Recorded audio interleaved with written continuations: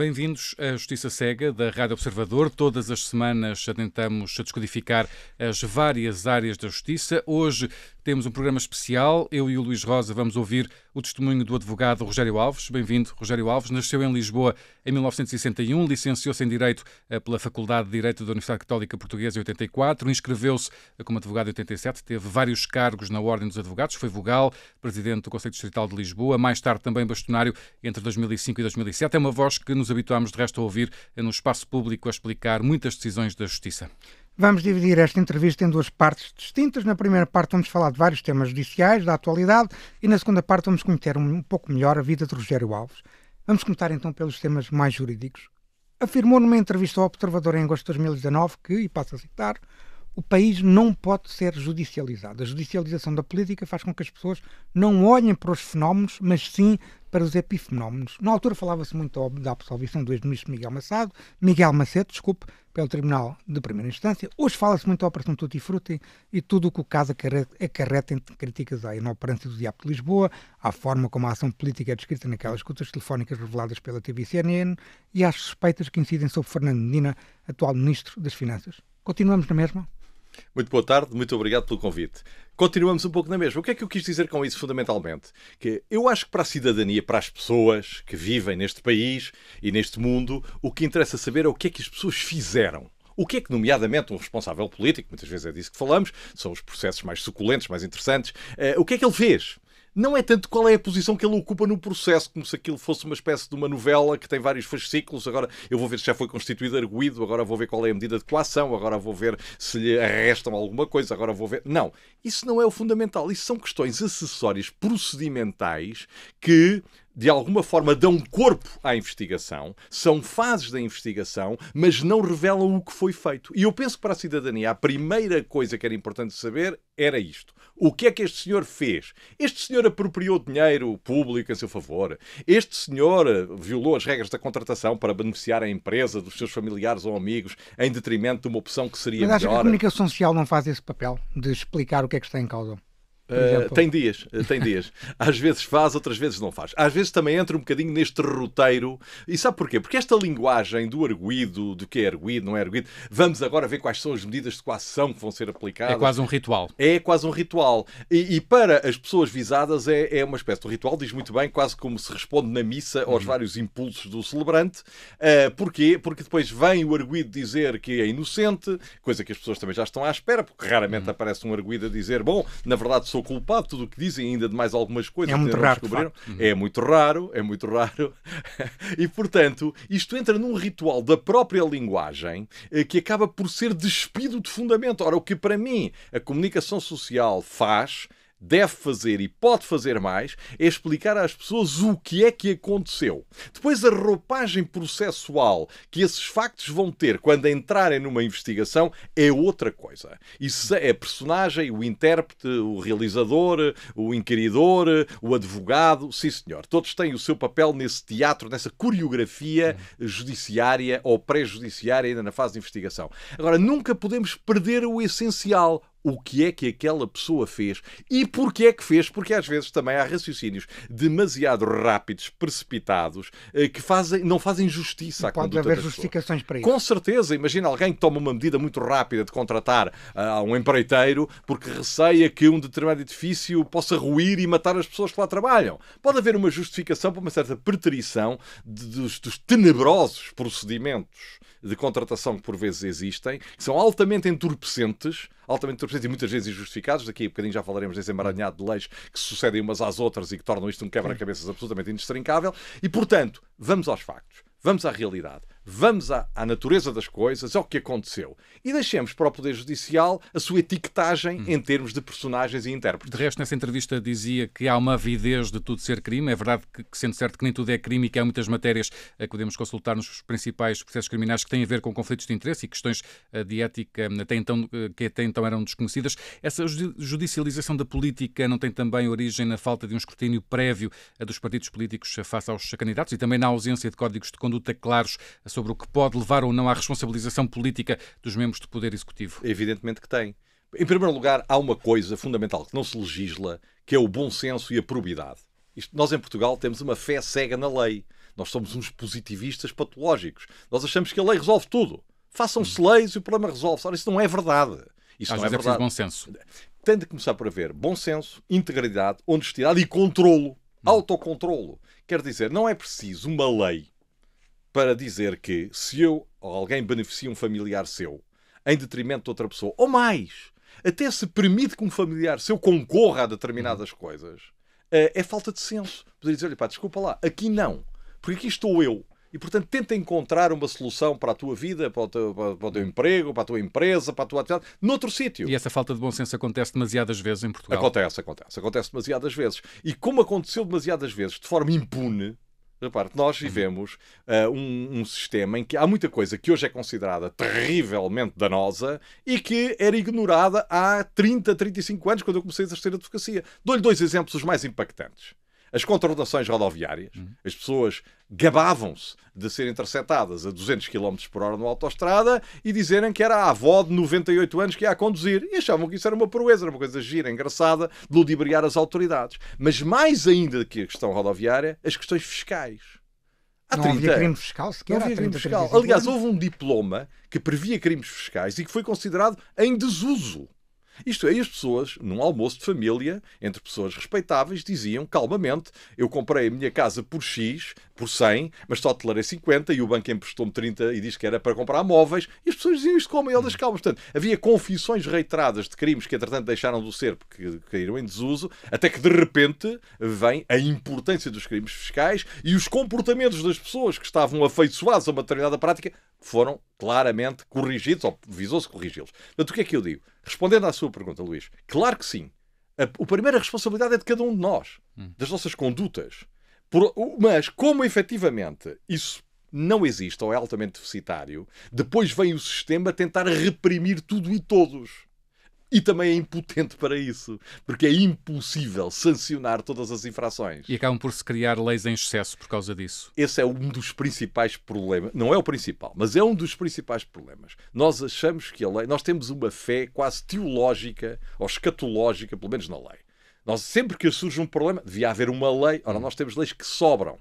Algumas delas são elas próprias fator de grande confusão, de grande perturbação, de grande dificuldade de discernir qual é o comportamento verdadeiramente correto. Depois atropelam-se umas às outras, porque mudam o regime, porque não se sabe qual é que se aplica, porque não se sabe qual é que se aplica aos factos A ou aos factos B. E, portanto, temos ali já mais uma polémica formal para entupir um bocadinho o andamento do processo. Portanto, uma certa ascese do legislador seria ótima. Nós temos leis mais do que suficientes. E no caso da avidez do crime, veja bem, nós estamos a falar do caso A, do caso B, pode ser corrupção, recebimento indevido de vantagem, participação económica em negócio, favorecimento pessoal, favorecimento disto, prevaricação, tanto crime. Portanto, só o fatiamento das condutas nestes crimes todos e aquelas nuances sobre se estamos no crime A ou no crime B, o que impacta logo no prazo da prescrição, o que impacta logo em saber se aquela investigação admite que haja escutas ou que não haja escutas.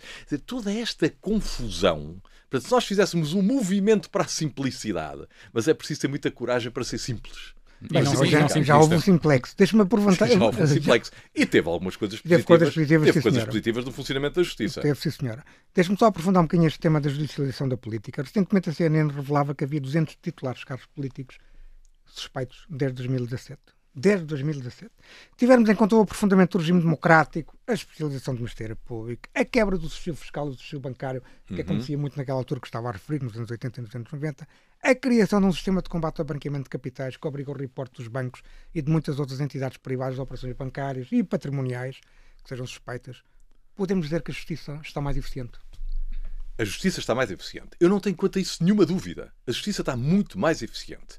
É claro que as pessoas têm de entender o seguinte: por mais eficiente que a justiça esteja, nunca pode abarcar a percepção de crimes que as pessoas têm, porque sim, claro. O amigo diz que são 200 que estão envolvidos, mas na ótica das pessoas deveriam ser 2.000 pelo menos, não é? E, portanto, o que é que acontece? Nós temos uma percepção geral de corrupção na atividade pública. Justa ou injusta, temos essa percepção. Depois, há alguns casos que então vão para o sistema judicial. Referiu esses 200, muito bem, 200 pessoas estão sob suspeita. O que é que a justiça tem de fazer? A justiça tem de fazer com muito critério, serenidade, cuidado, meticulosidade à análise de cada um dos casos. O que vai contra a corrente, estou aqui no Observador, faço aqui uma evocação onomástica, vai contra a corrente daquilo que as pessoas querem, que é uma justiça muito rápida, muito castigadora, muito eficaz e que leva a resultados muito depressa. Ora, mas não é isso que acontece também. Não é isso que acontece e isso tem dois problemas graves. Já lá vamos também. Já vamos, mas vou-lhe dizer um que é pouco diagnosticado. É que torna o sistema de justiça um pouco nervoso. O sistema de justiça fica tenso perante a reprovação geral que sente em sua volta. Fica sensível à opinião pública. É muitíssimo. Aliás, neste inquérito que o Luís Rosa conhece muitíssimo bem, que foi feito pela rede judiciária europeia, há um dado muito impressionante. Já há dois, vou fazer agora neste, que é os juízes portugueses, ao responderem ao inquérito, juízes e juízas, que são cerca de 500, e perguntam-lhes se acham que a comunicação social tem influência nas decisões. E há uma grossa fatia que diz que sim. Atenção, são os juízes que dizem. Não são os advogados, nem os opinadores, nem as agências de comunicação, nem todos esses malvados. E acha que isso é um efeito nocivo na administração da justiça? É um efeito nocivo, porque a justiça tem de ser, já lá vamos, muito mais rápida, e podia ser, mas tem de ser meticulosa. Tem de ser justa. A justiça pode ser cega, mas acima de tudo não pode ser castigadora por definição. E, portanto, a justiça tem de julgar o que a opinião pública exige que seja feito muito rapidamente, com rigor, com critério e com cuidado. E essa pressão da opinião pública, como o próprio inquérito revela, inquérito, repito, feito a 500 juízas e juízes, diz que há uma pressão forte da opinião pública a influenciar as decisões. Veja bem se fossem advogados a dizer isto. Havia aqui um rasgar de vestes tremendo. Isso costuma haver com regularidade. Mas é verdade. Como explicou... Por isso é que os pronto a vestir em Portugal têm muita saída. Deixe-me fazer aqui uma pergunta, que é uma pergunta que nós fazemos a muitos convidados, mas tem que ser colocada, porque precisamente nós gostamos de ouvir diferentes respostas. Sim, senhor. E precisamente temos porque gostamos de promover um pensamento sobre a justiça aqui no programa. Como é que explica o facto do tempo médio de resolução dos processos criminais, em geral, todos os processos criminais, ser pouco mais de um ano, e dos processos económico-financeiros ser superior a 10 anos? É que a justiça não é rápida nestes processos. Não é rápida. Não. Isso significa duas coisas. A culpa não é sempre do Ministério Público, pois não? Mas alguém disse que era? Não o meu sei, está a fazer uma defesa avant la lettre. Mas vamos lá por partes. Primeiro ponto, o aspecto positivo. Sim. Um ano para julgar processos como média é uma boa média. Há setores em Portugal onde a justiça funciona bem. É preciso também dizer isto. E às vezes as pessoas fazem comparações. Se fosse lá fora... Não, isso é falta de conhecimento. Lá fora a justiça às vezes funciona da mesma maneira. Funciona pior numas coisas, melhor noutras. Nós não temos, digamos, uma vergonha a nível europeu. Isso não é verdade. Nem a nível dos Estados Unidos. Isso não é verdade. Quem diz isso não tem conhecimento do que está a dizer. Não estou a dar uma justificação. É verdade. Mas estou a dizer que em Portugal há vários segmentos da justiça. Referiu. A primeira premissa da pergunta é, do meu ponto de vista, uma premissa positiva. Agora chegamos aos megaprocessos. Bom, nem todos são megaprocessos. Nem todos são megaprocessos. A criminalidade económica e financeira depara-se com dois problemas fundamentais. O primeiro, e isto parece assim um estribilho, mas é verdade, e portanto temos de o dizer, há uma manifesta falta de meios operacionais das entidades de investigação. Eu acho que isso está a ser resolvido, há um esforço até da própria Polícia Judiciária para resolver, mas o investimento que é feito na justiça a esse nível é ridículo, comparado com outros investimentos. Eu digo muitas vezes... E até com o retorno que a justiça com certeza, consegue, por exemplo. Se a justiça tivesse os meios da autoridade tributária, as coisas funcionariam muito mais rapidamente. Claro. Agora, quando efetivamente tudo encalha numa perícia financeira, num pedido de colaboração internacional, em transcrições de escutas telefónicas, em transcrições de interseções telefónicas ou de e-mails, é evidente que a vastidão da matéria nos crimes económico-financeiros é muito desafiante. E, portanto, se a justiça tivesse muitos meios, os processos continuariam a ser mais lentos, mas seriam menos lentos do que são atualmente. Seriam mais lentos do que aqueles que são mais fáceis, mas seriam menos lentos. E depois, a par disso, nós temos uma justiça cheia de vícios de funcionamento e de leis que são duplamente nocivas. Em primeiro lugar, criam obstáculos absurdos e acéfalos, digamos assim, ao desenvolvimento dos processos. E depois apresentam-se à opinião pública como direitos. As pessoas ganham antipatia aos direitos dos arguidos por causa de leis que não conferem direitos nenhuns. Dê-me um exemplo. Vou-lhe dar um exemplo. Por exemplo, a questão dos recursos. Sim. A questão dos recursos. O recurso é uma coisa boa. Sim, claro. Recorrer é uma coisa boa. Não há ninguém que saia de um tribunal. Pode ser um processo qualquer, de um assunto qualquer. Uma questão doméstica, de condomínio, criminal, civil, administrativa, com uma Câmara, com o Governo. perde a ação, acha que tem razão e a primeira coisa que pensa é vamos recorrer. Ora, a tramitação dos recursos em Portugal é ridícula. Isto é, dar 30 dias qualquer que seja o recurso. Habituarmos a fazer peças de recurso, sobretudo dos processos grandes, 600 e 700 páginas, a maioria das quais não são lidas.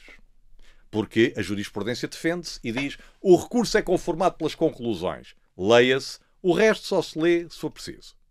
Depois há um prazo para resposta, por mais simples que a questão seja, de 30 dias. Depois o processo sobe, portanto, só aqui, nós já vamos com quase 3 meses. Ora, os prazos deviam ser mais curtos? Não é só o prazo ser mais curto. Eu penso que os recursos deviam ser feitos de uma forma completamente diferente. E era assim.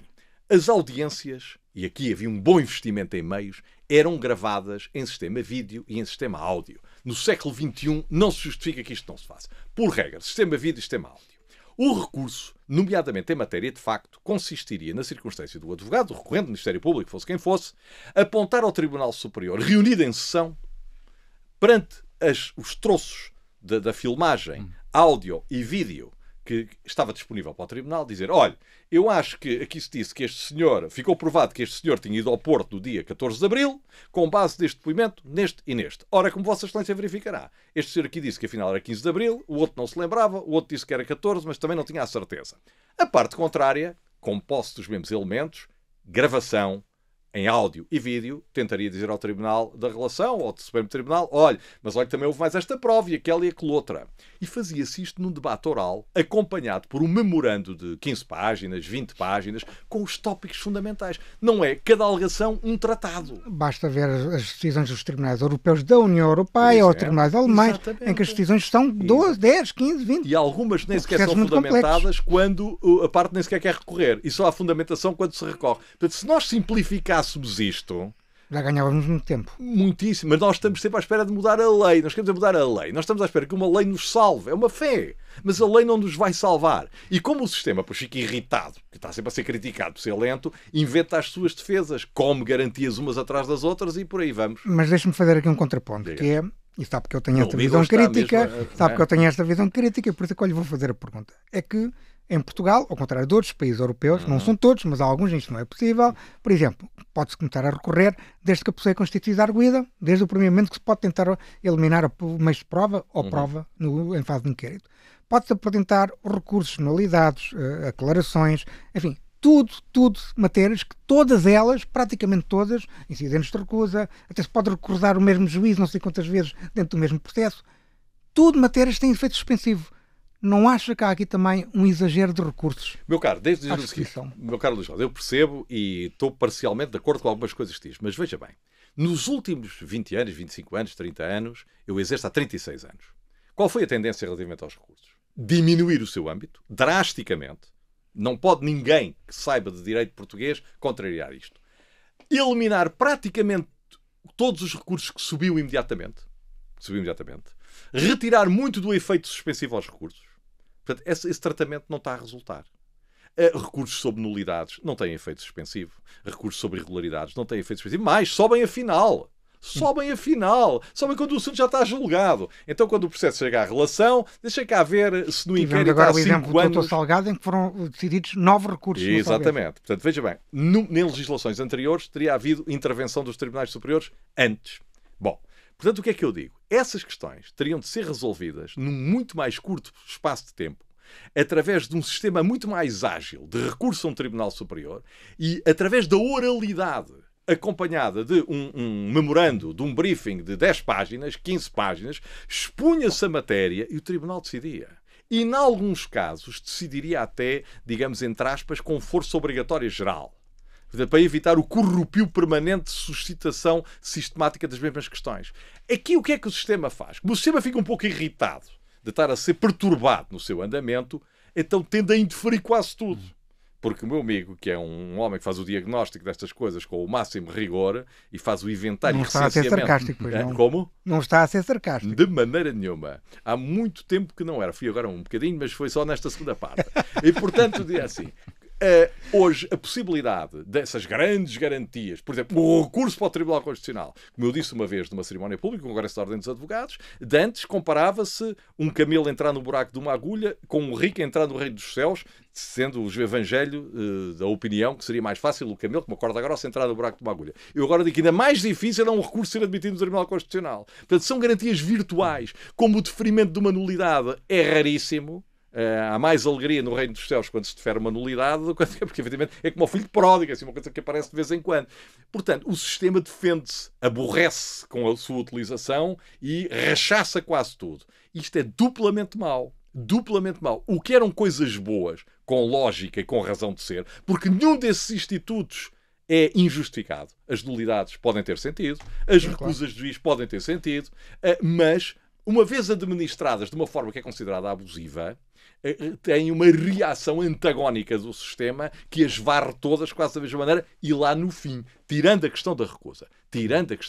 Mas vamos dizer aqui uma coisa, Luís Rosa. Na tramitação comum dos processos, não são nada frequentes as recusas. Olha, eu tenho 36 anos de advocacia e nunca suscitei esse incidente. E a maior... Enfim, não quer dizer a maior parte, não tenho essa visão estatística, mas eu arriscaria a dizer que a recusa dos juízes, um pedido de afastamento de um juiz, é uma coisa muito rara que acontece nos processos, a não ser que eu esteja um bocadinho desatualizado, mas eu continuo a exercer com uma certa intensidade e não vejo isso acontecer com frequência. Rogério Alves, estamos já perto do final desta primeira parte, mas já falámos da judicialização da política, também podemos falar do contrário, da politização da justiça. Viu com bons olhos a pressão que o Presidente Marcelo Rebelo de Sousa e o Primeiro-Ministro fizeram sobre o Ministério Público e os tribunais para que o processo que envolvia Manuel Vicente fosse transferido para Angola, onde nesta altura está, digamos assim, na gaveta de algum Ministério Público angolano? Deixe-me dizer-lhe o seguinte, são coisas que não são incompatíveis. Havendo jurisdição em Portugal, a jurisdição portuguesa decide. Não vejo mal que o Presidente da República opine e até que posso compreender essa opinião. Digamos, do ponto de vista político, da gestão política das relações com Angola, posso compreendê-la. Agora, nós temos de ter separação de poderes no papel e na prática. Se a jurisdição portuguesa entende que deve julgar cá, deve julgar cá. Se o Presidente da República e o Primeiro-Ministro entendem que seria mais simpático endossar para a justiça angolana, podem manifestar essa opinião. De resto, houve uma declaração recentemente do Presidente João Lourenço que comparou a José Sócrates e Manuel Vicente a dizer que não estava a imaginar Angola a ter a ousadia de levar a tribunal um José Sócrates.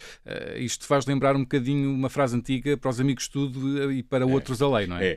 Essa frase efetivamente não é feliz, porque para mim a visão tem de nascer do Poder Judicial autónomo e independente. Se o Poder Judicial entende que tem jurisdição e que não há razões para, no quadro da lei em vigor, enviar o processo para julgamento de outro país, não deve enviar. Agora, obviamente que isso é uma decisão criticável como outra qualquer. Não levo a mal, entre aspas, que os políticos digam o que pensam. Aliás, eu gosto muito mais que eles digam o que pensam do que insinuem, deem pequenos recados, mensagens subliminares. Assim ficamos a saber o que pensam. E a Justiça faz o que entende. Por isso é que é independente. E isso parece-me extremamente importante que o afirmemos. Tem sido muito crítico da restrição, como já foi aqui, do recurso para o Supremo Tribunal de Justiça. Também há quem fala em restrições para o Tribunal Constitucional. O Rogério Alves é contra isso. E é também um grande opositor, precisamente, de mais restrições das chamadas manobras dilatoras. Entendo, aliás, que devem reforçar os direitos, liberdade e garantias dos arguidos. Dê-nos exemplos concretos, já deu alguns, mas dê-nos mais exemplos concretos deste reforço que pode ser feito. Olha, só assim uns salteados. Primeiro, do meu ponto de vista, quando há uma medida de agressão patrimonial, por exemplo, não vou usar termos muito jurídicos, portanto, o bloqueio de uma conta, não é assim que se diz em termos técnicos, o bloqueio de uma conta, o impedimento de utilizar uma conta, o arresto de bens e, sobretudo, medidas privativas de liberdade, tem de haver uma acusação em tempo recorde. Tem de haver um prazo muito mais curto para a acusação. Ou seja, devíamos ter prazos mais curtos. Mais curtos. Quando acontecem estes factos. Porque, repara, Luís, eu não sou engenheiro, sou um cidadão. Eu sei que, em alguns momentos, a investigação tem de ser feita sem que os arguidos se apercebam. Eu acho que há crimes em que isso é perfeitamente normal. Também não vamos agora ser de um exagero patológico. Vamos lá ver. Mas quando a investigação conduz a uma suspeita robusta, a uma suspeita fundamentada, de tal ponto que tem de se prender o cidadão preventivamente, ou que tem de se impedir dele fruir dos seus bens, etc., então o prazo para a acusação tem de ser curto. E esse assunto tem de ser imediatamente levado ao seu conhecimento e não é ficar preso e depois fica preso 1 ano, depois o inquérito continua e o cidadão continua mais 5 anos, arguido no inquérito e não há acusação 5 anos depois. Mas esteve preso o primeiro ano, digamos, iniciou-se por aí. Isso é errado. Segundo ponto, quando há uma acusação, devia ser entregue aos acusados, arguidos, têm de ser arguidos, acusados, uma cópia digitalizada de todo o processo e todos os seus apensos, excepto aqueles que por lei devem ficar vedados, nomeadamente dados pessoais de terceiros, etc. Entregue imediatamente, evitando esta ladainha de ir pedir, eu queria as cópias, eu queria as escutas, eu queria isto, eu queria aquilo. Não. Entrega a acusação, entrega ao processo. Entrega as escutas, entrega as transcrições das escutas, entrega tudo. Isso sim permite encurtar prazos de reação. Agora, se nós depois de receber a acusação andamos a pedinchar, a mendigar tudo isso, não, tem de ser mais pedido. Terceiro ponto, acho que os arguidos deviam ser notificados, não, informados mais cedo da sua condição se a suspeita é robusta e deviam ser mais chamados a colaborar, porque o arguido, vamos lá ver uma coisa, há arguidos que são inocentes, por mais que custa pensar às pessoas, há arguidos que são colaboradores, são pessoas que se disporiam a entregar evitando o aparato das buscas. Às vezes busca o Ministério tal, busca a sede do banco tal, mas será que o banco não enviaria as coisas se fosse instado a entregar? Será que o Ministério não enviaria as coisas se fosse instado a entregar? Será que não seria melhor até falar com o responsável da investigação, dizer, veja lá se é isto que quer, se não é aquilo, se falta alguma coisa, se falta algum dossiê? Tinha de haver mais colaboração, na medida do possível, dos próprios investigados, mesmo os que não são arguidos, por exemplo, bancos, ministérios... Há países europeus em que é possível acordos de sentença, como a Alemanha, por exemplo. Isso, eu também nada... Foi chumbado na última proposta... Exatamente. Portanto, há muitas garantias. Depois, por outro lado, para mim, garantias efetivas não se confundem com atropelos à marcha do processo. Dir-me assim o Luís Rosa, está bem, mas há arguidos que até pela sua sensação de culpabilidade, pelo receio que têm da pena final, gostam de entorpecer. Claro, mas isso é impossível de impedir. Só que o sistema judicial e o sistema de investigação e inquérito não é feito para os culpados, nem para os menos culpados, nem para os inocentes, é para todos. E, portanto, infelizmente, como não pode haver uma lei processual para cada pessoa, não é? Porque ela teria de ter sido julgada antecipadamente, vai-se entrar na categoria dos que são bem tratados ou dos maltratados, temos de ser todos igual, o processo tem de ser linear. Por exemplo, era preciso fazer uma justiça muito mais virada para o conteúdo e muito menos para a forma. Sim. Hoje, quando se faz um recurso, a preocupação é saber se colocaram bem as transcrições das gravações, não vai ao tribunal implicar, dizer não indicou bem o troço da declaração da testemunha com o qual procurou fundamentar isto ou aquilo. Não colocou bem as conclusões, não jogam bem com as motivações. Meu Deus, isto é uma formalidade absurda, levada às vezes à náusea, quando o essencial é saber o que é justo. E por isso é que eu era um grande defensor da introdução da simplificação e da oralidade. E da gravação das audiências, da gravação dos atos processuais. Nós temos os tribunais às vezes funcionam em situações de quase indigência, como aliás o Luís sabe. Em situações. E depois também é injusto para as pessoas que lá trabalham estar sempre a tratá-los como se fossem os preguiçosos. As pessoas às vezes... Ou como se fossem os culpados. Sim, fazem o possível em condições lamentáveis de funcionamento, incluindo magistrados. Magistrados, funcionários judiciais e juízes, naturalmente. Rogério Alves, já aqui deu algumas pistas, mas gostaria de lhe perguntar, se porventura viesse a ser Ministro da Justiça, diga-nos uma medida que gostasse de concretizar num primeiro ano de mandato. Alteração dos códigos processuais no sentido de tentar introduzir uma ampla simplificação dos recursos, uma medida. Segundo, eu só aceitaria ser ministro, eu não vou aceitar, ninguém tem de se assustar, mas só aceitaria ser ministro se tivesse a garantia de que iria ter verbas para informatizar e dotar os tribunais, todos, de equipamentos que também nem são assim tão caros e que punham a funcionar convenientemente e capazmente. Essas duas para mim seriam fundamentais, portanto, a simplificação da matéria dos cursos e não só, e iria tentar introduzir uma coisa que eu até já falei com algumas pessoas, advogados, procuradores e juízes. A ideia é um pouco de regresso ao passado, é assim, imagine um processo de grandes dimensões, o BES, por exemplo, o processo de BES. Nós devíamos fazer um esforço para que, quando se começasse o julgamento, termos um conjunto de matérias que todos os intervenientes considerassem provadas. Aquilo que antigamente, quando eu era jovem, se chamava a especificação nos processos civis. Era um conjunto de factos em que toda a gente está de acordo. Portanto, processo de divórcio. Manel e Maria casaram no dia 20 de abril de 1972. Pronto, ambos estão de acordo. Eu não vou fazer prova sobre isso. Tenho a certidão de... Ora, o que é que vai acontecer nesses grandes processos? Quando começar o julgamento, a primeira coisa que, por exemplo, os arguidos vão ser perguntados é: diga lá qual foi a sua carreira no banco. E perdemos meia hora a dizer... A relatar uma coisa que já se sabe o que é que foi. Agora, isto obriga, repare, Há uma coisa que o ministro não pode fazer, que é alterar a configuração mental das pessoas. Nós estamos viciados neste sistema. E descremos na possibilidade de fazer uma coisa diferente. E eu acredito que, como dizia um poema quando eu era jovem, que não tem distância esta cidade, senão o medo que nos invade. Nós temos de mudar a maneira de fazer. E as pessoas dizem: mas é que os advogados, depois os arguidos, não querem. Bem, não querem, mas teriam de passar a querer. Isto é, nós perderíamos nesses processos grandes 10 tardes a fazer uma lista de assuntos sobre os quais não era preciso ser perguntas. Olha, este senhor foi o que assinou este papel. Então eu só já pergunto sobre porquê é que assinou. Mas ali no tribunal não vai-se perguntar se foi ele que assinou. E vai-se-lhe mostrar a folha. Perder tempo o funcionário vem com a folha, mostra-lhe a folha, ele diz: acho que sim, deixa cá ver. Ora bem, nós perdemos milhões de horas com isto. E se arranjarmos uma maneira mais expedita, repare, meu caro, isto é assim, mais tem prática. Aqui uma garagem, tem lá 200 carros estacionados. Se estiverem todos mal estacionados, uns virados para a parede, uns virados para fora, outros virados para dentro, se tiver de fazer uma evacuação, aquilo demora muito. Se estiverem todos virados para a porta, todos enfileiradinhos, aquilo é mais rápido. E eu acho que nós temos de perceber que as práticas é que têm de mudar. Mas nós não, estamos sempre no hemisfério errado, à espera que venha uma lei que resolva isto tudo. A única lei que satisfaria essa pretensão é as pessoas começam por ser condenadas e depois logo se vê. Mas essa lei seria claramente inconstitucional e até um recurso sobre essa lei acho que teria provimento no Tribunal Constitucional. Vamos falar agora sobre a sua vida e o seu percurso.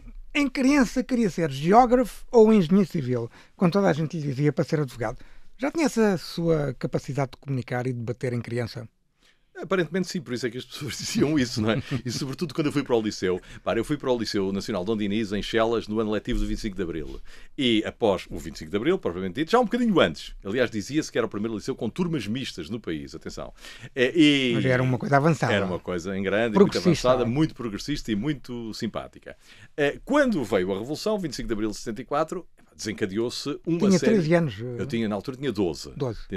Em novembro fiz 13, no ano do 25 de Abril. E, portanto, os debates políticos eram sistemáticos, discutia-se o controle operário, as nacionalizações, o comunismo, o trotskismo, o rosa-luxemburguismo, o bakudequinismo, os anarquistas, tudo o que queira imaginar. Social-fascistas, tudo. Depois nós criámos uma figura que era o Parlamento Associativo, no nosso liceu, uma figura muito democrática, que tinha representantes dos vários partidos, e, portanto, tivemos muita prática de debate político. E na altura discutia-se mesmo política.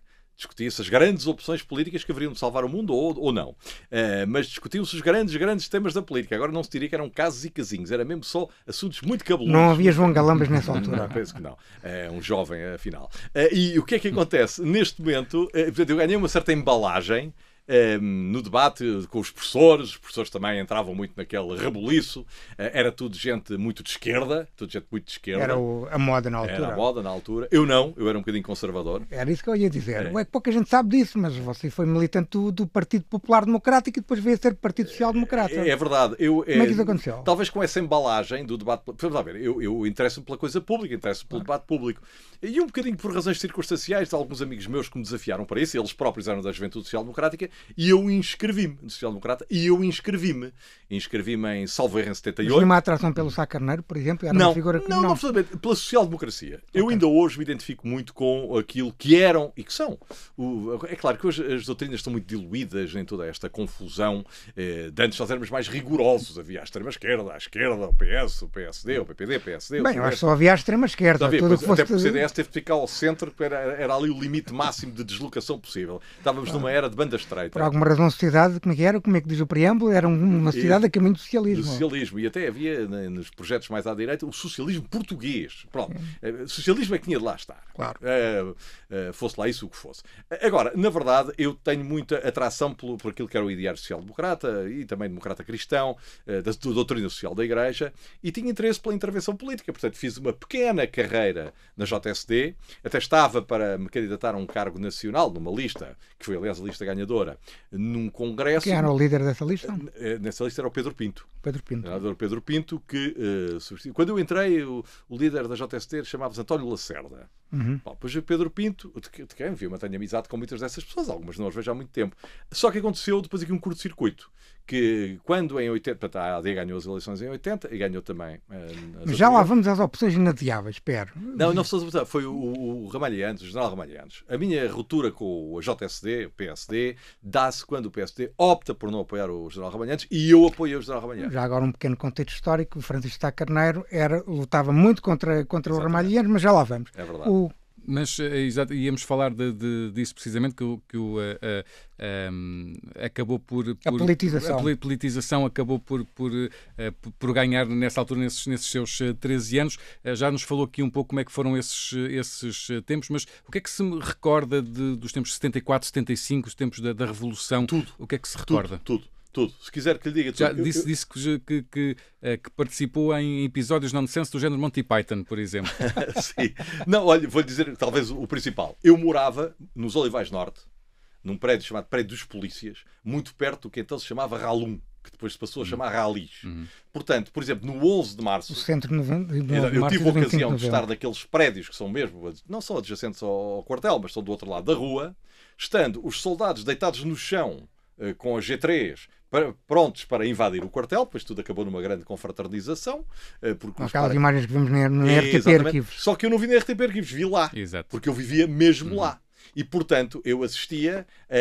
por exemplo, esse para mim foi das coisas mais extraordinárias, em que os soldados estão abrigados atrás dos pilares dos prédios e nós estamos a passear entre eles, com algum cuidado para não os pisarmos, porque estão ali deitados e tal, e as pessoas passeavam por ali tranquilamente. Depois vivi todo o verão quente, os meus pais, a minha família, eu sou lisboeta, eu nasci em Lisboa, no Hospital de Santa Maria, mas os meus pais são alentejanos, o meu pai já morreu, e portanto assistia a todos aqueles fenómenos. Por exemplo, uma vez houve umas eleições para a cooperativa da terra dos meus pais, e eu e o meu irmão fomos os escrutinadores. Então estávamos a ver quem é que tinha ganho as eleições. Mas como as pessoas tinham diversas alcunhas, nós atribuímos votos a várias pessoas, mas depois tivemos de ter uma consolidação. Eram cadernos eleitorais um bocado confusos. Eram cadernos confusos. Portanto, quando tivemos de pedir ajuda, dizer, afinal, este e este são a mesma pessoa. Exato. Portanto, houve ali uma perspectiva de resultados eleitorais que depois não se verificou. Atenção, mas houve nesse verão quente muita agressividade, mesmo no liceu. Nós tínhamos no liceu mesmo para um adolescente. Sim, cenas de violência, invasões do liceu, depois radicalização. As paixões políticas levavam a essa violência física. Depois eu era membro do Parlamento Associativo e depois também tinha muita intervenção nas reuniões, nas Assembleias Gerais de Escola e tal. Nós éramos muito vibrantes com isso, não é? E por isso é que toda a gente dizia que eu deveria ir para Direito. Mas eu acabei por não seguir o meu trajeto de geógrafo ou de físico, ou de quer que seja, porque, precisamente, nos anos letivos que na altura correspondiam ao 9º e 10º ano, portanto que agora seria o 7... Não, desculpa, agora é que são 9º e 10º ano. Na altura eram o 2º ano e o 3º ano do curso geral. Eu perdi completamente o pé na matemática e na física, porque nós passávamos a vida em comícios de geometria variável, em manifestações, em cartas de solidariedade, etc, etc. E, portanto, olha, depois quando foi preciso pegar no pé às matérias que precisam de passado, de antecedentes, e aí os meus professores disseram, não fujas ao teu destino, tens a ir para Direito. E então eu candidatei-me. Fiz exame de inglês e de história, candidatando como externo, e entrei para a Universidade Católica para o ano 0, que na altura se dizia assim, e como entrei, depois acabei por ficar. Muito bem. O Rogério há pouco falou precisamente da questão de ter saído do PSD, houve esse conflito entre Francisco Sá Carneiro, não só Francisco Sá Carneiro, Mário Soares, tiveram uma luta política efetiva contra Ramalhianes. Ramalhianes representava o poder dos militares. A nomenclatura... Os homens bons foram todos contra Ramalhianes. Foram, porque era uma luta entre o poder civil e o poder militar. É verdade. Ramalhianes representava o poder militar, representava o conceito de revolução. O golismo, o peronismo, tudo o que lhe chamaram na altura. Porquê é que, deixa-me só para perceber na altura, no momento, porque hoje em dia acho que a história, vendo a história com os olhos de hoje é diferente. Mas na altura, porquê é que seguiu Ramalhianes? Porque tinha e tenho, continuo grande amizade com ele, que ainda perdura, uma grande admiração por ele. Achei que ele tinha sido um herói da democracia, que era um homem justo, um homem reto, um homem que pensava pela sua cabeça, e em grande medida por causa disso, os 3 próceres da democracia, ou pelo menos estes 3, Sá Carneiro, Mário Soares e Freitas do Amaral, lhe viraram as costas. Porque creio que cada um deles, à sua maneira, pensava que poderia influenciar Ramalhianes. E ele mostrou que não era influenciável. Não quer dizer que faça tudo bem, que é uma coisa diferente, mas mostrou firmeza de caráter e esta integridade que hoje é reconhecida por toda a gente. E todos os perigos que se lhe assinalaram, as coisas que se escreveram sobre o general Ramalhianes, os perigos horríveis que vinham aí pela eleição dele, tornaram-se apenas de uma coisa de anedotar e de ridículo. E, aliás, muitas das pessoas que mais o atacaram depois foram do que os mais o andaram a bajular e a recuperar o seu lugar ali junto. Então não era contra o regresso dos militares aos quartéis? Vamos lá ver, eu acho que Ramalhianes... Ramalhianes simboliza uma resistência, por exemplo, à extinção do Conselho de Revolução. Não creio, repara, eu não creio que ele é militar, na verdade ele era militar, mas eu não creio que ele tenha tido resistência à extinção do Conselho de Revolução. Aliás, ele foi um dos heróis que criou a possibilidade de termos uma democracia estabilizada e consolidada. É verdade, sem sombra de dúvida. E, portanto, acho que... E depois fez o mandato com os vantagens e inconvenientes, os erros, mas para mim há uma coisa que é muito importante. Pessoas de caráter... e que mantém o seu caráter mesmo contra todas as probabilidades. E o núcleo de pessoas que se juntou para apoiar o general Ramalhianes, em volta da CNARP, e eu, curiosamente, ainda fiz o comício do Porto, quando os comícios eram comícios, com centenas de milhares de pessoas. Nas eleições presidenciais de 80? Sim, eu fiz o comício do Porto e só não fiz o de Lisboa, porque já estando no estrado, ali numa equipa de oradores, fiz o comício sendo orador. Era digamos, um jovem... representava a juventude e a amistade. E quando, efetivamente, nós íamos fazer o comício de Lisboa, no Recio, chegou a notícia da morte de Sá Carneiro. E o comício foi cancelado. Foi no dia 4 de dezembro de 1980. Exatamente. Na altura as notícias não chegavam com a rapidez. Mas naquela noite chegaram pela RTP. Exatamente. E, portanto, andou-se ali a ver o que é que aconteceu, o que é que não aconteceu. Obviamente cancelou-se tudo, por respeito, obviamente, ao Primeiro-Ministro e ao facto de terem morrido o Primeiro-Ministro e outras pessoas. Mas isso para lhe dizer que foi sempre real. Eu só discordei um bocadinho do general Ramalhianes quando ele constituiu o PRD. Aí afastou-se dele. Aí afastei porque eu tinha uma visão um pouco diferente. Eu achava que haver alguma intervenção desse tipo deveria ser na sequência das eleições e quando foi a grande discussão sobre os limites, os materiais de revisão da Constituição. Aí eu era um bocadinho presidencialista. Aliás, eu sou um pouco presidencialista. Mas está a falar na de 87 ou na de 82? 82. A revisão de 82, com aquela grande discussão sobre os limites materiais de revisão, que havia coisas que não se podiam rever, a não ser que se revissem os limites, e depois havia quem dissesse, bom, mas isso aumenta uma placa de sentido proibido, tira-se a placa, já se pode circular. Pronto, foi uma discussão muito empolgante, também participei boa metáfora essa. Em sessões da SEDES, etc. Mas, na verdade, eu tive sempre muito, enfim, alegria em ter participado nessa reeleição dos generalianos e em manter com ele uma amizade muito grande, que perdura até... Que ainda hoje perdura. Pode ser que você é um homem de centro-esquerda. Sim, eu costumo dizer a brincar que tenho o pensamento à direita e o coração à esquerda. Mas, portanto, dentro da geometria, que não é o meu forte, sim, poderei estar aí no centro-esquerda, entre a social-democracia, os princípios da... Porque, repare, eu sou um defensor do Estado social. Eu acho que é importante que o Estado assegure algumas funções, nomeadamente ao nível da saúde, nomeadamente ao nível de alguns serviços públicos, mas sou também um grande defensor da iniciativa privada, que é geradora de riqueza, de desenvolvimento, de diferenciação, de progresso. Nós não podemos viver num Estado estatizado. Embora o Estado seja importante, mas não podemos viver num Estado de marasmo estatizado em que quase toda a gente trabalha para o Estado. Também tem um bocadinho de liberal. Tenho um bocadinho de liberal, tenho. Eu tenho várias costelas, sou um bocadinho desobediente, às nomenclaturas e digamos, aos códigos de regras únicas e que só são aquelas ou não são nenhumas, o que em Portugal às vezes é um bocadinho duro. Porque as pessoas dizem assim, é bom ficar bem com Deus e com o diabo, mas em Portugal fica-se mal com Deus e com o diabo. Rogério Alves, por falar nisso, e tendo em conta que é um grande sportinguista, não deixa de ser irónico que tenha sido durante muitos anos um advogado e também grande amigo de Eusébio. Como é que nasceu essa amizade? Olha, foi um acaso. Eu, através de uma pequena empresa para a qual prestava colaboração, conhecia a Flora, a mulher do Eusébio. Tinha uma pequena colaboração com essa empresa. E ela um dia disse-me, olha, sabe quem é o meu marido? Disse, o seu marido é um dos meus principais causadores de pesadelos, mas sei quem é, naturalmente. Na altura o Eusébio era o português mais conhecido do país. No país e no mundo. O português mais... Tem toda a razão, era o português mais conhecido no mundo, diz muito bem. E então ela disse, olha, tenho aqui uma coisa que disseram para o meu marido celebrar um contrato, e eu dei a minha opinião. Só que na altura nem havia processador de texto. Nós estamos a falar dos anos 80, final dos anos 80, eu era um jovem advogado, e fiz uma série de anotações à mão, que entreguei à Flora e disse, olha, diga ao Zé para fazer isto, aquilo, aquilo outro. Ela disse, olha, eu não sou capaz de reproduzir isto tudo, isto é aqui uma gatafunhada de todo tamanho, não se importa de falar com ele. E eu, olha, engraçado, tive um encontro com ele, expliquei-lhe aquilo, disse-lhe o que achava, na altura ele disse logo, eu sei que o Sr. Thor é lagarto, eu disse, não, está enganado, eu sou o leão, tome nota, também sei que o Eusébio é do Benfica. E isso foi o início, de facto, de uma grande amizade, de muito trabalho, viagens, uma coisa extraordinária. Olha, aprendi que pode haver uma enorme rivalidade, porque eu como sportinguista tenho de facto uma grande rivalidade com o Benfica, ele tinha uma grande rivalidade com o Sporting, mas acompanhado de uma enorme cordialidade, e isso é uma coisa muito importante. E o Rogério Alves já foi Presidente da Assembleia Geral do Sporting entre 2006 e 2011, voltou também a ser... 2006 2009, 2009. Pronto, mas depois voltou a ser, se não me engano, entre 2018 e 2022. É verdade. Pronto. Aquilo que eu lhe queria perguntar é, tem o sonho de ser Presidente do Sporting um dia? Não. Para mim, o debate público sobre o Sporting, a participação em órgãos sociais do Sporting, etc., terminou completamente. Está totalmente fora de questão. E como é que era gerir essas reuniões magnas do clube na altura? Era difícil. Aliás, eu entendi Há sempre muita emoção? Claro, é evidente. Repara, uma Assembleia Geral de um clube de futebol, mas neste caso um clube de futebol, não é só um clube de futebol, mas uma Assembleia Geral de uma associação de um clube como o Sporting, que tem um epicentro no futebol, mas tem felizmente muito sucesso noutras modalidades, é uma coisa difícil. Há muitas emoções, muita efervescência, muitos nervos à flor da pele, manifestações mais exacerbadas de descontentamento, e eu já tinha um pouco afastado a ideia de participar em órgãos sociais do Sporting, decidi, porque, enfim, por convite do Frederico, pessoa de quem sou amigo, e porque achava que era muito importante, naquele momento, ter ali uma intervenção que ajudasse a resgatar o clube da situação em que se encontrava. E, portanto, eu fiz isso porque eu tenho um grande amor pelo Sporting. Eu sou sportinguista desde que me lembro de existir.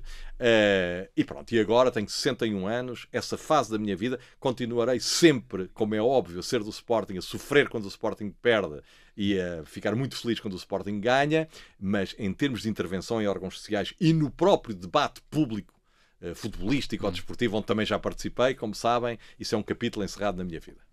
Ganha o grande mediatismo como bastonário da Ordem dos Advogados, cargo que ocupou entre 2005 e 2007. Queria lhe fazer duas perguntas sobre este tema. Que é, primeiro, em primeiro lugar, chega a bastonário depois de ter sido Presidente do Conselho Distrital de Lisboa, o que não é uma coisa muito comum, aliás, muitos outros tentaram e não conseguiram.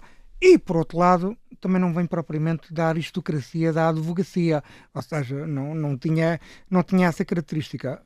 Foi difícil ganhar o lugar? Como é que foi desempenhar aquele... Olha, a minha vida é um enorme conjunto de acasos.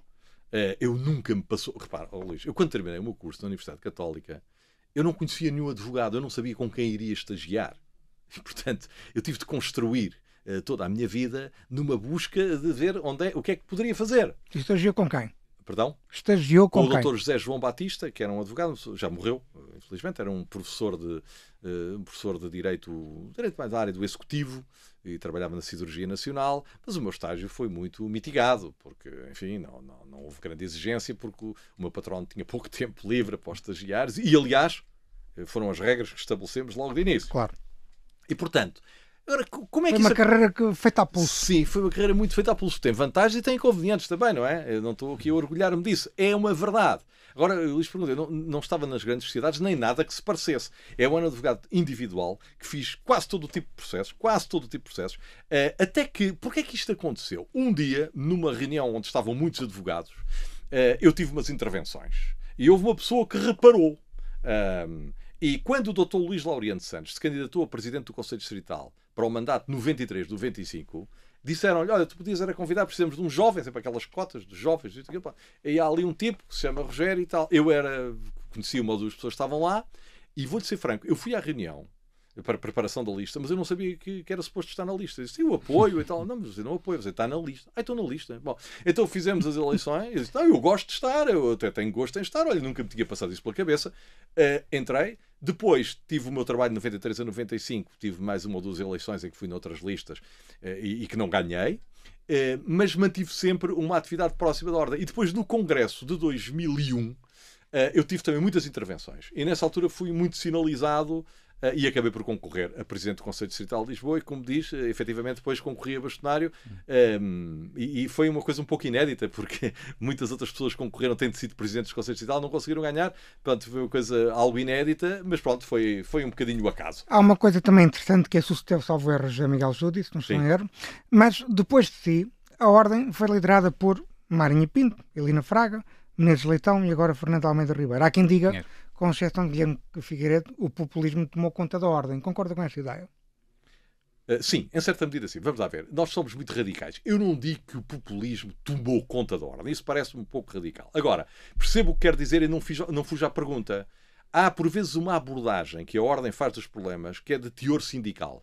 E eu acho que a Ordem não é um sindicato, não deve ser um sindicato, não pode ser um sindicato. E, às vezes, há abordagens de algumas das pessoas que referiu relativamente à bastonária atual, que, enfim, é bastante recente a sua intervenção e temos de aguardar um pouco mais. Mas instaurou-se o estilo que, às vezes, tem uma abordagem daquilo que se confunde com o perfil do populismo. E eu acho que a Ordem tem de ser muito mais do que isso. Tem de ser muito mais do que isso. A Ordem é, acima de tudo, a grande defensora das prerrogativas de uma advocacia livre, independente, destemida e, portanto, não dependente. E isto é uma coisa muito importante.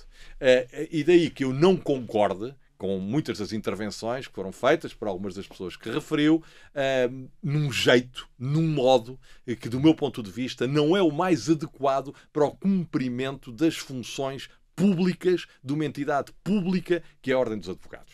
E, portanto, não quero, enfim, estar aqui a ressuscitar polémicas, mas eu deixei o meu testemunho de como é que eu entendia que a intervenção deveria ser feita. Depois, as escolhas foram feitas noutras pessoas e cada uma das pessoas tem o seu estilo. É que há 38 mil advogados em Portugal, são do último número conhecido, e a maior parte dos advogados, obviamente, vivem numa situação precária. Daí há sempre aquela ideia de que isto é uma imagem, não é para ser levado, obviamente, de forma literal, mas quase como se os descamisados aqui, no facto, elegem o bastonário da Ordem dos Advogados. Bom, olha, quem criou essa expressão dos descamisados não fui eu. E eu, francamente, não gosto muito dela. Porquê? Porque eu fui um advogado que tive uma carreira que começou exatamente na estaca zero. Fiz defesa oficiosa, fiz variedíssimos tipos de processos e, portanto, há muitas pessoas nesse contingente que é assim maltratado, são pessoas de grande valor, claro, de grande qualidade, de grande competência e que, obviamente, às vezes vivem em dificuldades, é um facto. Quem diz esta expressão é mais daquela aristocracia, como estava a referir na primeira pergunta. Por acaso não foi a aristocracia que inventou a expressão, mas se a aristocracia o diz mal. Porque é que inventou a expressão? Perdão? Quem é que inventou a expressão? Foi alguns nas minhas eleições. O meu amigo, depois, se não se importa, vai indagar. Se tiver dificuldades, eu o ajudo a descobrir. Agora, na verdade, foi na eleição, creio que foi nas eleições em que eu ganhei as eleições.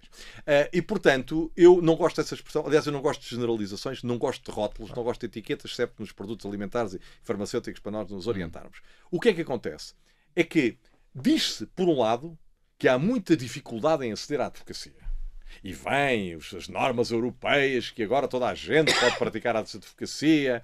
Estas coisas que, por virem da Europa, parecem ser muito boas, muito certeiras, muito interessantes, muito democráticas. Sociedades multidisciplinares, por exemplo.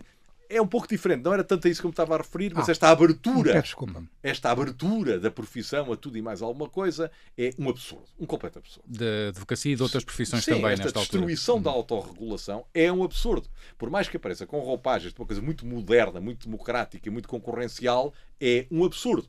Porque as pessoas têm de estar preparadas para o exercício da advocacia e têm de ter uma regulação de quem entende da advocacia. Agora querem-nos pôr umas trelas, uns tutores, umas tutelas, umas coisas dessas, o que é um total absurdo. Concorda com a forma como a atual bastonária tem estado a lidar com essa situação, a contestação que tem feito a essas mudanças? Eu estarei sempre de acordo com a resistência a estas mudanças.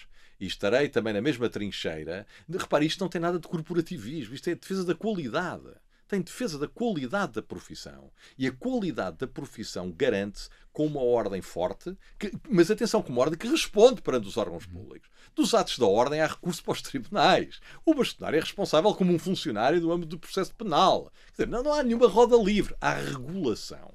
Aquilo que se pretende fazer, a pretexto de incentivar a concorrência, significa a degradação do mercado, o descontrole, a desresponsabilização e o potencial dano para os consumidores. O potencial dano para os consumidores. Agora, nesse aspecto, eu estou solidário com a Ordem e é-me pouco importante saber se a bastonária é a senhora doutora A ou o senhor doutor B. Eu estou solidário com a Ordem na resistência e no combate político, naturalmente, a estas medidas e na tentativa de explicar às pessoas que, sob a capa de medidas muito modernas, muito inovadoras, muito de abertura do mercado, estamos a falar de coisas que são altamente nocivas para o exercício dos direitos e para a qualidade dos profissionais que tratam de explicar às pessoas quais são os seus direitos, quais são os seus deveres e de os fazer exercer na vida prática e nos tribunais. Rogério Alves, muito rapidamente, foi advogado dos pais de Madeleine McCann, que foi um caso que apaixonou o país. Como é que é defender um cidadão estrangeiro, tendo em conta que o nosso sistema de justiça, enfim, hoje todos os sistemas são diferentes, não é? Como é que se explica o sistema de justiça português a um cidadão estrangeiro? Como é que se faz este equilíbrio? É difícil explicar, sobretudo quando o casal McCann foi vítima de talvez da mais terrível, da mais drástica, da mais repugnante campanha que houve em Portugal, de culpabilização de duas pessoas inocentes. Quer dizer, nunca ninguém teve no pelourinho tanto tempo, de forma tão drástica, de forma tão falaciosa como aquelas pessoas tiveram. E a questão não era só explicar o sistema é um pouco desconcertante, nomeadamente para estrangeiros, mas o sistema inglês também tem coisas muito desconcertantes. O problema não era tanto esse. Aliás, essa rivalidade de perfil quase clubístico, ou estamos com Portugal e com as nossas autoridades, ou estamos com os estrangeiros, parecia assim uma coisa do tempo das invasões francesas, uma coisa completamente anacrónica e absurda, como se nós gostássemos que um português em Inglaterra fosse tratado de uma forma diferente por ser português. Aí voltaríamos a rasgar as vestes, e muito bem. E, portanto, foi uma forma de procurar trazer verdade e esclarecimento no caso de duas pessoas, dois seres humanos que já estavam num sofrimento atroz e que viram a crescer esse sofrimento atroz, uma das maiores campanhas de difamação, de mistificação, de ludíbrio que há memória em Portugal. Talvez a maior, do ponto de vista de lançar pessoas para o pelourinho e para a fogueira inquisitorial. De todos estes casos, não estou aqui a antecipar a sua história final, que vai já contar, mas todos os casos que teve durante a sua carreira, o caso de Medi foi o que mais o marcou pela injustiça que teve? Não, porque eu tive muitos outros discretos, Claro. Mas esse marcou-me muito por ter sido muito público. Mas houve outros casos de pessoas que são totalmente desconhecidas. Eu recordo-me que uma vez, a pedido de um cliente meu, que por causa de um cheque sem provisão passou 48 horas preso e me pediu para eu ajudar um jovem que tinha sido condenado a 7 anos de prisão e que se julgava inocente, se afirmava inocente, mas não tinha ninguém que o ajudasse. E eu, ainda era o Código de Processo Penal antigo, ainda vigorava, já tinha sido revogado, mas ainda era um processo de querela. Ainda consegui ir a tempo de interpor o requerimento de recurso. Na altura, o recurso era admitido, depois apresentavam-se então as alegações. Eu consegui anular o julgamento e, sendo o mesmo juiz, no mesmo tribunal, na altura era assim, um juiz, aliás, com que eu tinha tido uma forte picardia, num julgamento anterior, sendo eu um jovem, eu era muito jovem, tinha 30 anos ou coisa, esse juiz absolveu o rapaz que tinha condenado a 7 anos de prisão. Um rapaz pobre, que vivia num bairro, tipo bairro de Lata, e aquele abraço que ele me deu no fim foi talvez a maior medalha que eu tive na minha carreira. E eu ver a família dele, o pai, a mãe, a rodearem-me e a agradecerem, foi das coisas mais extraordinárias que eu senti no Tribunal de Louros, no antigo, já não neste. No Justiça Cega, queremos sempre ouvir alguma história, situação que tenha marcado a carreira do nosso convidado para o testemunho de cada semana. Rogério Alves, que história é que nos traz de olhos bem fechados? Bom, poderia trazer muitas. Vou trazer uma que é engraçada. Eu estive no escritório nos finais dos anos 80, onde estava um colega meu que tinha ligações à Embaixada do Canadá. E uma vez, por causa disso, pediram-me para defender uma rapariga que tinha sido detida, presa no aeroporto de Lisboa, e na mala tinha ela e uma amiga venezuelana 6 quilos de cocaína. E elas tinham uma história. Diziam que tinham sido enganadas por um indivíduo que lhe tinha colocado a cocaína na mala e vem a polícia, andava à procura do indivíduo, mas não acreditava muito na história dela. Nós fizemos o debate instrutório. Eu, entretanto, digamos, anexei a defesa da venezuelana, que não tinha cá ninguém, estava sozinha, e a rapariga do Canadá disse-me, olha, a minha amiga não tem ninguém. Aqui a embaixada ainda se interessou por mim. Então, foi nos anos 80? Foi no final dos anos 80, princípio dos anos 90.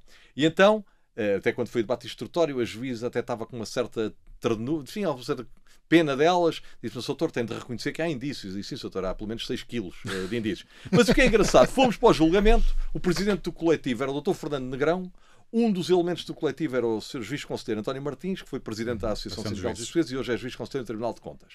E eu bati-me ali pela negligência, prática do crime por negligência. E quando o julgamento terminou, o Sr. Procurador da República, uma pessoa muito simpática, disse assim, bom esforço, 6 anos, que era a pena mínima, menos 1, que era a amnistia, dá 5. Pois a verdade é que consegui uma condenação em pena suspensa pela prática do crime por negligência, com recurso para os tribunais superiores, que manteve essa decisão. Agora, um plus nesta história. Um dia vou para a Inglaterra, abro a revista Capa, que era uma revista Capa do Miguel Esteves Cardoso. Está um artigo da Maria Filomena Mónica, que disse, ela, fui observar 2 julgamentos, um em Old Bailey, em Inglaterra, no Tribunal Criminal, no Criminal Court de Londres, e eu aqui em Lisboa. E depois começou a escrever sobre o julgamento de Lisboa. Eu disse, mas eu conheço isto. Então era o meu julgamento. E ela começou a dizer assim, no princípio, o advogado apresentava uma versão que nem o menino Jesus acreditava nela. Mas à medida... Ela foi às várias sessões. Exato. Eu não tinha percebido, se cá na altura nem sabia que era a Maria Filomena Mónica, não sei. À medida... Comecei eu próprio a convencer-me. E ela dizia que eu era um advogado com ar muito enérgico.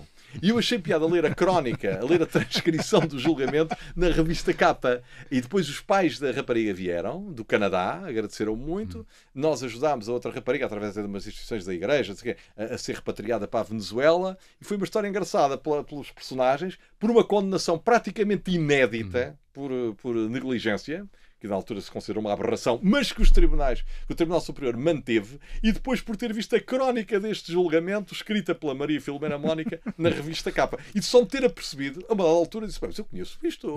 Mas acho que a revista Capa era uma revista muito prestigiada, durou só 1 ano ou 2, é verdade. Mas cada número é um número histórico. É verdade, é verdade. Então, se o Luís conseguir encontrar esse... Só na hemeroteca. Então vamos à procura dele, só para fazer o teste do algodão, é esta minha história final. Rogério Alves, muito obrigado pelo seu testemunho neste Justiça Cega. Nós regressamos de hoje a 8 dias. Até para a semana. Até para a semana.